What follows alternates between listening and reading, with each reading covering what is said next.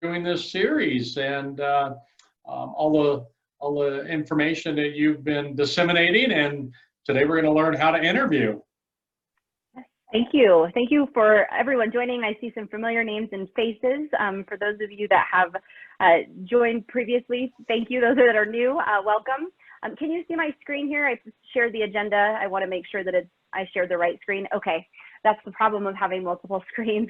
So today, for those of you, I will rush through my intro just because, again, I see some familiar names and faces. Today's agenda, we're going to continue to talk about the STAR methodology, this time really how to use it for interviewing. We're going to maneuver through the job search in the midst of COVID, questions that should be asking in an interview, and then the biggest one is closing is key. It's probably the shortest one as well, but it's the one thing that is forgotten on a regular basis.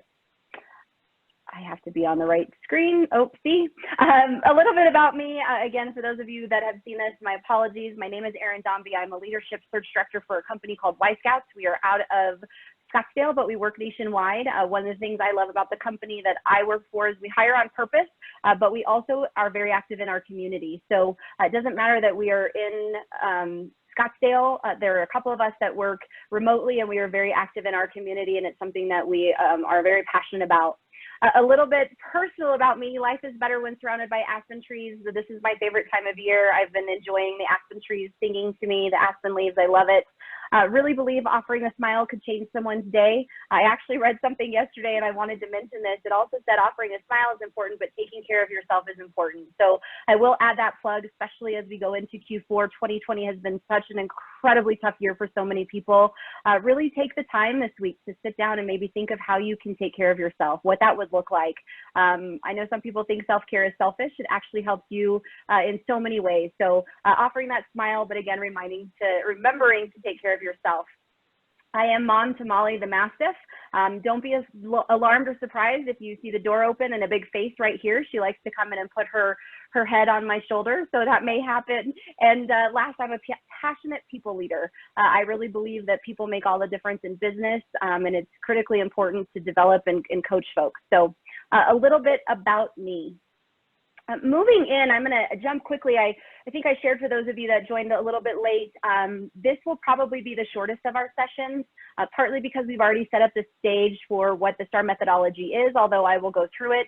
I want this to be interactive, so please jump in with any questions that you may have. So the first bullet is STAR methodology and how to win an interview. To remind all of you, STAR stands for situation, task, action, results. Again, this was a format that was developed based on behavioral type interviewing.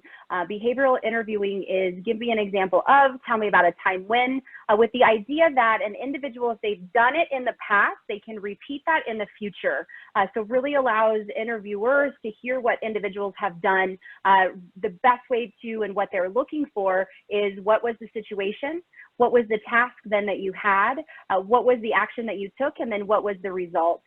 Today, different than the other sessions, I'm actually going to walk through how to use the STAR methodology and then how to prepare for an interview doing that. So I'm actually going to get out of this for a moment. Did somebody have a question?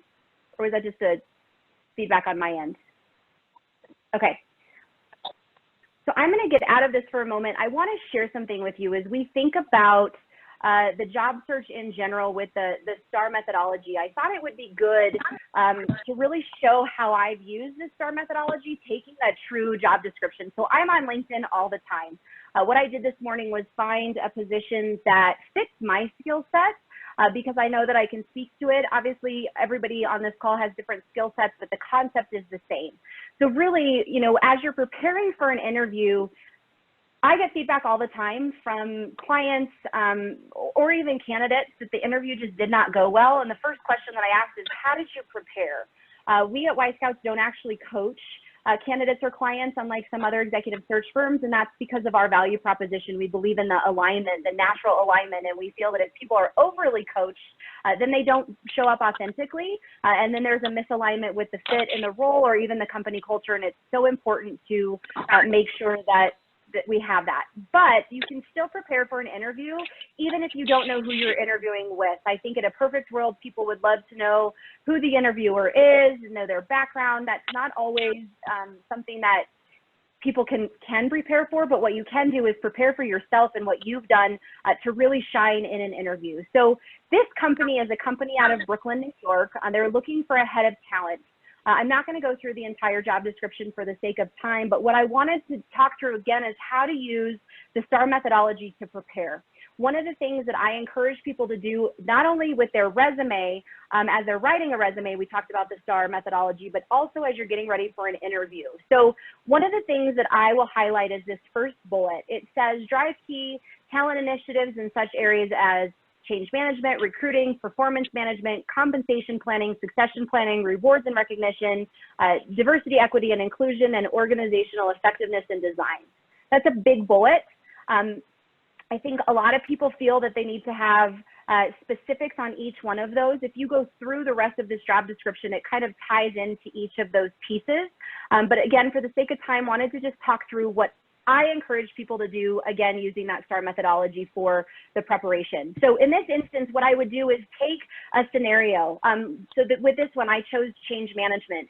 The reason I chose it out of all of them is because change management actually filters into every piece of what else is my experience as it translates to this bullet point. So here's how I would prepare for an interview. And I took some notes, but I put change management. The example that I would give in the situation that I was faced with in a previous HR role, we had a retention of 47%. Sorry, I just saw that. If you could mute, that would be helpful. But we had a retention of 47%. I was brought in as an HR professional to help change the culture of a regional team. When I looked deep into the numbers, I saw that our branch manager retention was actually 86%. So there was a big disconnect for me of why 47% for the entire retention number versus 86 when we had, that was kind of a pivotal position within the region that I oversaw. So what I had to do is, again, that was the situation. The task is I had to figure out how I was going to change it. What I ended up doing is coming up to the leadership asking, do we have the right people in the seats? How have you identified that? Some of them had suggestions and thoughts that they had worked through, but it wasn't successful. Obviously, the numbers showed that. So what I did is I started coming up with, let's do stay surveys. Let's do talent assessments. Let me have one-on-ones with the leadership, the district managers and the branch managers to really understand how they're navigating through changes as well as culture, as well as performance management. See, all of that goes back into those other bullets. So what I ended up doing, and this is where I come into the action, I took 1 to 3 days in my schedule and I developed a plan that allowed me to spend time doing all of those activities that I just said. I did one-on-ones with managers. I looked at it down to a data point of each individual branch, which may have had 3 to 7 employees. Really understanding if the individuals that had the lowest retention of those branches, I started with first. I sat in on one-on-ones, just listened to managers. I did branch observations, really just taking notes. It was not from a place of judgment, but taking notes to understand what I did. Then I look at some of the performance reviews that the managers wrote. What was the feedback? How did that set up an individual for success? Did it set up an individual for success? And then what I did from there is start having conversations with the leadership, doing very pointed conversations and coaching with managers, again, taking the insight from those stay surveys and making sure that I describe that to the leadership team and have very open, transparent conversations. Through that, then, the result was in a 12-month period of time, we moved our overall retention from 47 to 71, and branch manager retention, while the result was not great, it was because it was a decrease. It went from 86 to 80%. Ultimately, though, what we found is that we did not always have the right managers on the bus, if you will, seats on the bus. And so taking that STAR methodology, the situation was our retention. I just lost my train of thought. The task was to figure out how to improve that. The action was all of the activity that I described. And then the result was the performance of an increase of overall retention to 71%. So that's a way that I can take the STAR example and move that. And what you can do is start taking notes. I encourage people, I've said this in my previous discussions, write these down. You can't really see all of my notes, but I have it listed here. Take it, they're just bullets, where I was at, what I did, kind of reminding me as I walk through it, it's okay to have notes.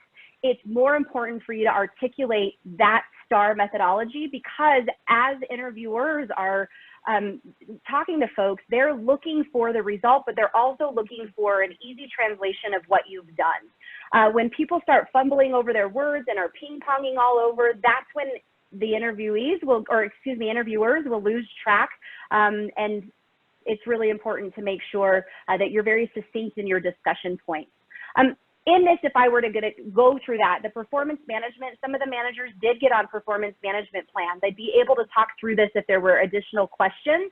And I may have to, break it down if it was recruiting, break it down again, even individually. But in this instance, I wanted to just show how to use the STAR methodology. I'm going to come back here. Does anybody have any questions so far? Okay. If you do have questions, please put them in the chat. Want to make sure you can see this. So this is how I would prepare using that methodology. I do this for every single bullet point. Some people don't want to take that time, and some of them may feel like it's not relevant to spend that much time on every bullet point. That's really up to you. My suggestion is that if you really want to shine in an interview, over prepare. Take with you what you know of your experience, have your resume next to it. You will have some of those answers in the resume, and you'll be able to compare the job description with your resume. But if you really want to shine, spend the hour that it will take for you to go through, because again, it really filters into how well you can articulate what you've done.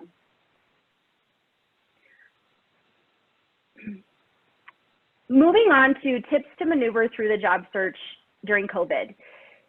Here's what I will say, and it's not some people don't want to hear this. The job search is not that much different than in times outside of a global pandemic.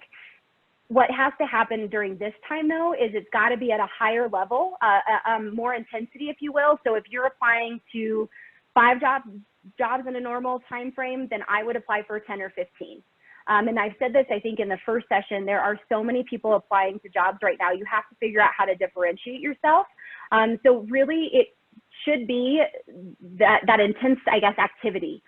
I believe that Tuesdays should be the start of a search week. Mondays can be a day for exploring new opportunities, researching new companies.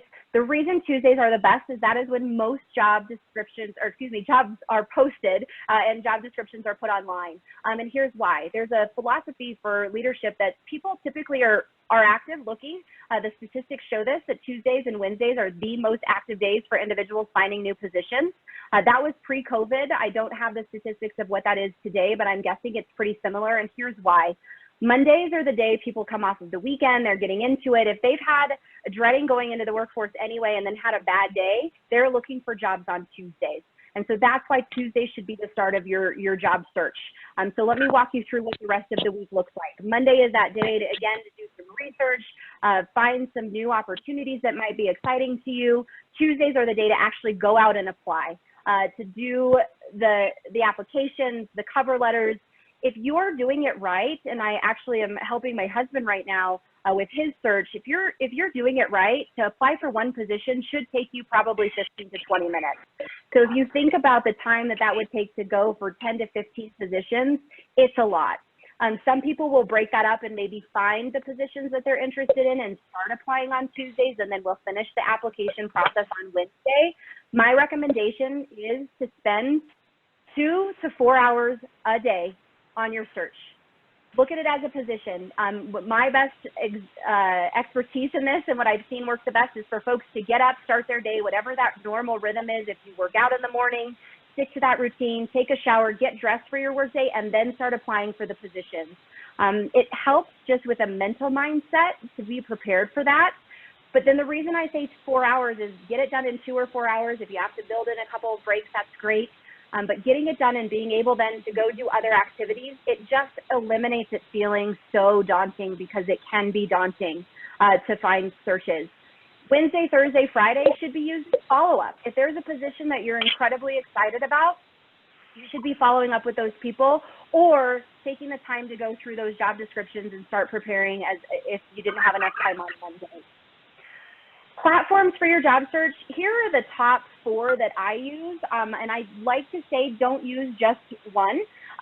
Indeed, Google Jobs, Glassdoor, and LinkedIn.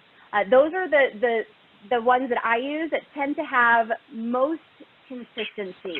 One of the things I will say is don't choose just one. If you're only looking Indeed, you will only find what's on Indeed. Not all companies post on Indeed or LinkedIn or Glassdoor. There's a cost associated. So knowing which platform to use is incredibly important. And then taking the extra step, going the extra mile does pay off. So back to the interviewing, since that's what this is about, I think it's important for you to find companies that you're interested in, as well as the jobs that you're interested in. Find companies, get ready and start interviewing before the actual interview. What I mean by that is, I love it when people reach out to me because they are and they're looking for their next opportunity. I think someone has their phone on, or there's feedback. So can everyone mute? I can mute.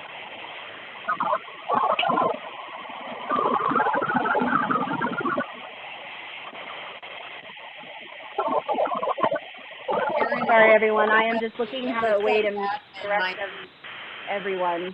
If this is Jack. If the person calling in on 749-9241 can mute, that's where the feedback's coming from.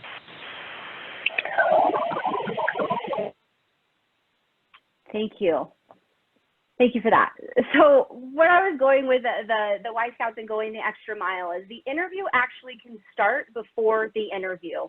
And so what I mean by that is I love it when people reach out to me at Y Scouts. We are a different type of executive search firm. I'm having a conversation with a gal later this afternoon that said, I'm just really interested in your company. I am going to test her a little bit, right, as a leader in my organization. But it's important for those of you that are out interviewing to set yourselves apart and go the extra mile. If there is a company or a position that you are incredibly excited about, go and use LinkedIn. We talked a little bit about the benefits of being active on LinkedIn. That interview, if you have a phenomenal conversation and you let your authentic self show up in an introductory conversation with somebody, and then you apply for a position, or even let them know that you applied for a position and they thought you had a great conversation as well, ask for that introduction to the leader. Most people, especially in today's environment, they want to help. They want to be able to share with people, but also, you know, one thing that happens, especially in times like COVID, although I hope we never have this exact time, is that individuals are or should be interviewing the company that they're interested in. It's incredibly important to do this extra step, and here's why. If you're sitting in an interview with a hiring manager, what have you learned, or how did you find out about our organization? It's one thing to say, I found the company on Indeed and I really liked the position. It's a whole other when you're talking to that hiring leader to say, and then I reached out to Jill, and her and I had a great conversation. And I also reached out to Jack, and he and I had a great conversation. I asked a lot of great questions about your company. They were really able to help me understand through their lens what this role is requiring, how I would fit in, and here's what I've learned. That's the extra mile that will pay off. So taking that extra step, even though it's not directly in the interview, is critically important. And does anybody have any questions? And I am going to move this chat over here. Okay. Going on to the next one. As you're preparing, again, we've talked about the STAR methodology. We've talked about how to prepare for the interview. Once you're in it, here is the #1 pet peeve I hear from most hiring managers. Individuals did not have questions. I had a client last week call me and say, I had a great conversation with this person. They had another conversation with our VP of HR. She had no questions for them. We cannot put her in front of the hiring manager without any questions. It makes the hiring manager and the company feel that their person may not be as interested as they should be in the role. So really asking questions in an interview is key. A couple of questions to ask. Specifically about company culture. I was looking at Glassdoor, back to that other position. I was looking at it today. I am not applying for the role, but I was preparing for this conversation. And in it, it was overworked, great pay, overworked, great pay, love the vision of the leadership, overworked, great pay, right? There were themes that I saw. And even if somebody is not in talent like I am, I encourage everybody to just do the extra things to understand about the company culture. Again, you should be interviewing for them, and you need to understand what that is. So for me and my personality, I overwork as an individual. It's what I do, it's who I am. I drive my husband crazy, but I love working. It's just the way I'm wired. And so for me, when I hear overworked, I'm like, I'm curious about that. What does that mean? It doesn't mean that it's making my decision, but going to the leadership, if I were interviewing for this, and have the interview to say, talk to me about what your requirements are. Some people may not be able to overwork because of family commitment. Some people may not be overworked because they just want to have a great work-life balance. It's different for everybody, but learn about the culture. Glassdoor is a great place to do it. Glassdoor will have you fill out a survey to get a 12-month free membership, if you will. I encourage you to just go back to one of your previous employers and put a quick feedback. Hopefully it's good, but if it's not good, be constructive, don't be bitter. And spiteful, but just be constructive, because a lot of these organizations look at Glassdoor and really want to make improvements. So that's a kind of a side note, but they will tell you all about the company culture. And in that, come with questions. Here's the one thing I will also say about company culture, more so than some of the other questions. Ask the same question to every single person that you meet with. What you're looking for is consistency. If one person says, the culture's great, I don't feel like we're overworked, the other person says, I work 90 hours a week, here's where I want to improve, and you're not seeing consistency, then that should be a red flag as to what's happening. And then that may lead to other questions with certain leaders of, how are you talking through this? Talk to me about the different teams and how you allow your leaders to manage. But the company culture piece is so critically important for your own well-being, but it also is insightful for leaders as well. And they know that people are looking at Glassdoor. One of the questions that I love to ask hiring managers is, what keeps you up at night? We all have stresses in our job, regardless of level, regardless of tenure, we all have stressors. Understanding what keeps a manager up at night is going to give you insight to who they are, but also what is the solution that you can bring for that manager if you are truly a fit for that role. Again, having done the preparation, knowing the culture, having the STAR methodology for the specifics in the job description, to then hear whatever that is, I can almost assure you that if a hiring manager gives indication of, for my current company, one of the examples was, I asked the hiring manager that I interviewed with, what keeps you up at night? And she said, ongoing revenues. This is pre-COVID. How are we going to continue to grow the business, have more than our break even so that we can pay our people more money? Well, I've been there. I've done that. So I was able to then to talk about how I've maneuvered through that. It was very conversational, but I'm still selling myself through that discussion. Questions about the future and growth of organizations. I hear this a lot from people. What I had thought about the role was not what actually happened with the role, and where the company is, I had no idea. It is important, and even if you don't have a strong business acumen, to ask them what are their plans, what is the growth, where are they looking, how is that going to happen? Be as detailed as you can. And again, I'm not going into so many specifics because it really depends on the industry, but understand that for yourself. No one wants to get into a position, and this is something I was sharing with an individual this morning. My biggest fear about COVID is that people are finding positions because they need the money, and I totally understand that. But what I believe firmly is going to happen is that individuals are going to sacrifice the fit, not ask the right questions, and then in another 6 months or a year have to be back on the job market. And so it's so important, again, that people are remembering to sell themselves, but also understand for themselves where the company is at. Demonstrating that you've done your research. Again, I've kind of said this with the company culture piece. Talk through what your research is. You know, this company, Huge, that I shared the job description, I went on and I looked at them, and they're a digital advertising. They want to be a one-stop shop. They've got a great platform for it. I would have questions that really are about the platform and what that means to their clients. Again, demonstrating that I've done research on the role. Asking why the interviewer joined the organization is also important. This shows not only interest, but again, you're looking for insight from them. And then this is back to kind of looping it back in, and I like to kind of sprinkle them in so that it's not all about culture and then all about the role. But what is the one thing, if you could change one thing about your organization, what would it be? The follow-up question to that is, how come you haven't done that? that's going to tell you a lot. It's kind of a loaded question, or it could be, what have you done to change it? People may not love the question. I think a lot of interviewers will appreciate it though, because it shows that you're a problem solver, you're a go-getter, but also you get to see how they are as a leader, and something may come up that maybe that it's too bureaucratic for you. Maybe there's too much red tape, I hear a lot. People are slow to make decisions. I worked for an organization, and this is not a joke. We spent 2 years speaking about one single title. 2 years as a leadership team, we had conversations. For me, if I had been asked that, why couldn't I change it? I couldn't get my other leaders to move forward. I would want to know that as an interviewee, to know the dynamic. It's not bad that it took them 2 years to make a decision. I move much faster, and I like to see things happen, so that doesn't fit for me. And those are the types of things that you can find out in an interview. The last part of this is closing is key. Ask for the job. I worked for Enterprise for 13 years. I think I've shared that in the past. Enterprise, we actually would not move people forward because they didn't ask for the role and they didn't do a hard close. And that was the Enterprise culture. And I thought we were a little overboard about it.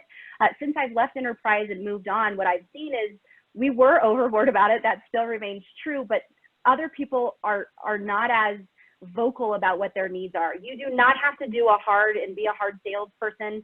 Here's why, all of the reasons you should hire me, but ask for the job. Jill, I have done a lot of research on this role. I am incredibly excited about the opportunity to continue conversations. I would really love for you to know that I have a high level of interest. What are the next steps? That is a way to close. It does not have to be, when do I start, or sign me up tomorrow. It doesn't have to be that hardcore, but it is something letting them know that you are interested, that you are excited about next steps. People that just say, well, thank you for your time. I don't have any questions. It was great talking to you. They don't do well in interviews, and that is something I think that people should hear on this call today. If you do nothing else that I've said, ask great questions and ask for the job, and that will set you apart, even on its own. So with that, I will open it up to any questions that people may have.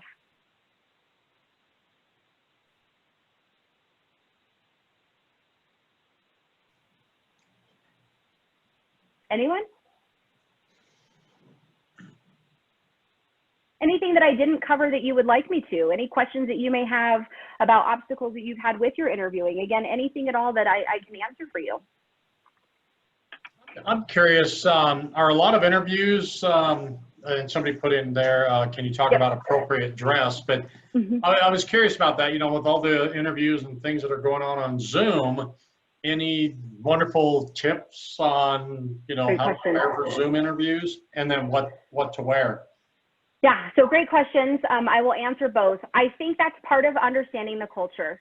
I am a fan of, and I did this with my interview, dress expecting that it's professional dress. I know a lot of companies, especially being in a Durango, are not professional attire. That's not required. Here is the mantra that I've always shared with people: dress the part you want to be, not the part you are. If you have CEOs, yes, there are CEOs that wear their flip-flops and shorts and t-shirts, and I get that. But if they go into a client meeting, very rarely are they dressed like that. They will dress up. So my recommendation is even if it's over Zoom, you can keep your sweatpants on. Nobody has to see that you have sweatpants on, but put a suit jacket on. Wear a button-down shirt. You don't have to go as far in today's world as wearing a tie for gentlemen for an interview. However, I would have a sport coat. I would say that business professional or business casual is probably ideal for the dress. With COVID and Zoom, there's varying interpretations of this. I will just give my preference and my recommendation to folks. One, if you're going to have distractions, let your interviewer know that. I had an interview with a gal yesterday, and she said, my kids are doing student learning. I've let them know that I'm on this video and they are not to interfere, excuse me, but they may. And I knew that, and I was able to say, you know what, no big deal. My dog may come in, right? Letting the interviewer know what may come up. As best you can, be in an environment where you have limited background noise, right? I've seen people that they've been in their bedrooms, they don't recognize that we can actually see their clothes all over, right? So just making sure that you're you're aware that you can do it. One of the things that's new with Zoom, I know, is the background covers. I had a gentleman, actually, I thought it was very clever, another interview this week, and he had it, and I was like, wow, his living room is really nice, and then he moved his head back, and I was like, oh, he's got one of those backgrounds. And so I love that he did it, but sometimes those backgrounds can be very distracting. So if you're gonna have a background, know that your head is gonna be faded in and out, and make sure that you are positioned enough. I'm very active, so that doesn't work for me, but just know that that happens, and be mindful about how that's presented in an interview. So to kind of wrap that all up into one more seamless piece of advice, be professional, dress more so as you go through an interview. If you wear a sport jacket and somebody comes in and they have maybe more business casual, you can dress down in the next interview. With Y Scouts, the first time I interviewed with them, while it was in person, I had a suit on. By my final interview, I was in what I have on now, and that's a nice top with a sweater and some nice slacks. That's what I wore, because we are a very business casual environment. But I start with a suit. You will never fail with a suit. You will always regret it if you underdress. You will never regret it if you overdress. Back to the Zoom, be yourself. It's hard to look at yourself. It's hard to see yourself talking.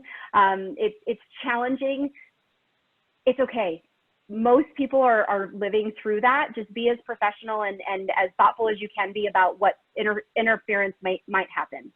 So those are my 2 points. Are there any questions maybe that you'd like more detail on, or anything I can answer further? Because of last night's debate, I have to, what do you do if a fly lands on your head? Okay, I'm kidding. Let that go. Sorry. That's okay. Actually, that stuff has happened. I think that's one of the great things about Zoom that's overlooked right now is, maybe I was going to say something about the debate, but I'll just put that aside. One of the great things about what's happening with Zoom is that people are understanding that this is uncomfortable and new for folks. And so that really use that to your advantage. Be your authentic self. Try to pretend that you're in person. I would even recommend, if you're not familiar with Zoom and don't have a lot of Zoom experience, to do virtual happy hours, have friends, family. You can even use me. I'll volunteer to just get on and have conversation with people so that you feel comfortable being on a screen. It does take a little bit of practice. So similar to how you would in a presentation or a sales pitch or various business functions, just practice it, get on Zoom, get comfortable with it. That is the other thing I will say with Zoom. Do not get on when the time is started. If you have a 12 o'clock interview, get on at 5 till. I cannot tell you how many people have technology issues and they can't get on, and the next thing I know, we're 15 minutes, and we are always in my business, we are always on a time crunch. So that 15 minutes, I would love to be able to make that up on the back end, but I don't always have the time for the person. That creates more stress. It creates more individuals being flustered. Get on early, practice technology. If you're not familiar with it, tell the interviewer you've never used that platform before. Are there keys? Are there tricks? Make sure you don't have a password. I appreciate people being proactive. So making sure that you understand the platform that you're using as well is important with virtual interviews. Any other questions?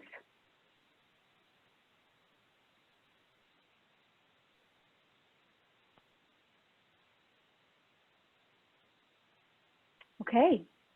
Well, with that, this is the end of, I guess, our 3-part series. It has been such a pleasure to be working with the Chamber alongside of all of the rest of you who have joined. Thank you so much for participating and coming to these sessions. I am happy to help in any way that I can. I think I've said that on every one of these sessions, and I've had few people take me up on that, and I am not looking for a fee. I believe in helping people. I think I've said that as well. My love language is acts of service. This is a very challenging time. There are so many dynamics that are happening for folks. It is not a one-size-fits-all. So if you are actively in the midst of a search, not having luck with some of the things that we talked about on the first session, please reach out. If you want to go through and have a much more pointed conversation about your interviewing and have me do one-on-one coaching, please reach out. If you want me to help you look at your resume, your cover letter, please reach out. If you're a hiring leader that's really trying to navigate through COVID, even though I work for an executive search firm, I'm not looking for business. I'm really looking to help you. So as a hiring leader, if you need assistance on ways to navigate, even if it's outside of COVID and you just want to talk about interviewing processes as a leader, please reach out. My email is Erin, E-R-I-N, @yscouts.com. And again, I welcome anybody and everybody that's watching this to please reach out, and I'm happy to help any way that I can. The timeline, if it's urgent, let me know that, because I do tend to get busy, but I will make the time. I have weekends, and again, I love to help people. So with that, I just want to thank everyone for attending. Thank you so much to Rita and Jack for the invitation. I really appreciate the partnership, and I look forward to working with y'all in the future. Thank you, Erin. And I just want to add that these recordings, we're sharing on our website and putting them up on YouTube, and then sharing them on our website too. So thank you for everything. It's been lots of great information. Wonderful. No problem. Happy to help. All right, everyone, take care. And again, this will be up on the website. And if you need anything, let me know. Thank you so much, Erin. Thank you.